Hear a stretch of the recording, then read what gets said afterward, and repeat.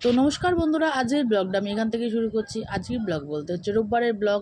তা আমি দেখো মটর ভিজিয়ে দিয়েছি, আর এদিকে চা হচ্ছে, এদিকে গ্যাসে দুধটাও বসিয়ে দিয়েছি, আর সাথে সাথে হচ্ছে ময়দাটাও মাখা হয়ে গেছে, আর বেলা বেজে গেছে কিন্তু 10:30। আর এই কদিন ধরে কিন্তু আমার মেয়ে আবার সকাল সকাল ঘুম থেকে উঠে পড়ছে। আর হ্যাঁ, প্রত্যেকদিন আমার 9টার মধ্যে চা খাওয়া হয়ে যায়, কিন্তু হচ্ছে রবিবার তো আমি ঘুম থেকেই উঠি হচ্ছে 9টার সময়। সব স্নান টান করে ঘর দোর মোছামুছি করতে করতে 10:30। এই কদিন ধরে কি করবে হচ্ছে আমার অদ্ভি, আমি যখন স্নান করব ও তখন আমার সঙ্গে স্নানে ঢুকবে।